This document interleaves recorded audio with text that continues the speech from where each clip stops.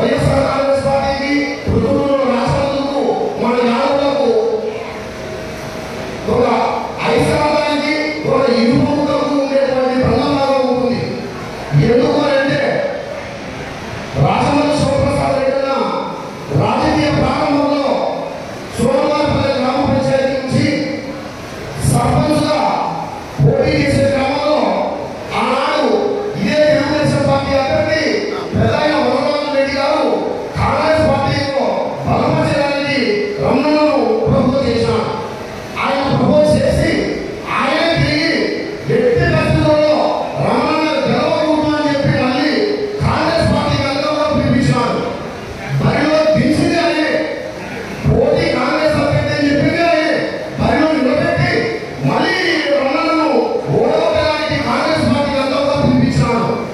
ఆ సమయంలో ఇట్లా జరిగేదానికి లేదు, రమణ వెంట నేనుందా, ఈ యాదవులకు ఒక ఆరంభ బంధానిగా నేనుందా అని చెప్పి ఆ రోజు రాజమల్లి శివప్రసాద్ రెడ్డి ఒక చిన్నపాటి కౌన్సిలర్ ఈ రోజు ఎమ్మెల్యే ఆయన ఆ రోజు ఏ పని లేదు.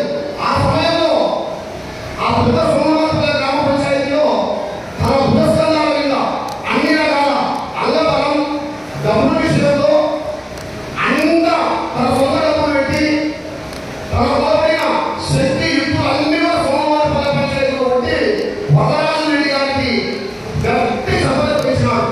అంటే నువ్వు మోసం చేస్తావా, భద్రం నువ్వే పెట్టి మోసం చేస్తావా, ఈ యాదవులకు నేనున్నా అని చెప్పి కన్నడని గెలిపించడం జరిగింది. మళ్ళీ 2014 ఎన్నికలు వచ్చాయి. 2013లో సర్పంచ్ మా వారిని నిలబెట్టినారు, అఖండ మెజార్టీతో గెలిపించినారు. 2014లో జెడ్పీటీసీ మండలానికి యాదవ సమాజ వర్గానికి కోట సుబ్బయ్య భార్య రామలక్ష్మణ్ నిలబెట్టినారు.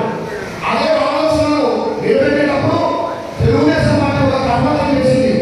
అది ఇప్పుడు గుర్తొచ్చింది, కర్మతంలో ఇంకోటి యాదవ సమాజాన్ని కూలదోయండి, యాదవ సమాజాన్ని అంతం చేయండి అని చెప్పి తెలుగుదేశం పార్టీ నాయకులు కర్మతం కొట్టి ప్రజలు మండలానికి రూరల్ గ్రామీణ ప్రాంతాల్లో తెలుగుదేశం పార్టీ ప్రచారం జరిగింది. ఎప్పటికీ కూడా మనం తెలుగుదేశం పార్టీకి వ్యతిరేకంగానే ప్రయాణం చేసిన అవసరం ఉంది. అదే వైఎస్ఆర్ కాంగ్రెస్ పార్టీ ఈరోజు మన యాదవ సమాజ వర్గాన్ని ప్రజల్లో ఎంత గొప్ప గౌరవాలను నిలబెట్టిందో ఒకసారి మనం పునఃపరిశీలన చేసుకోవాల్సిన అవసరం ఉంది. నిన్న జరిగిన లోకసభ ఎన్నికల్లో పుత్తూరు మండలం 85,000 ఓట్లు పుత్తూరు మండలం, పుత్తూరు అర్బన్ 1,25,000 ఓట్లు Puttur municipality, urban municipality municipal chairman Puttur మండలాధ్యక్షుడు 2 బీసీలు వస్తే 2 కూడా యాదవ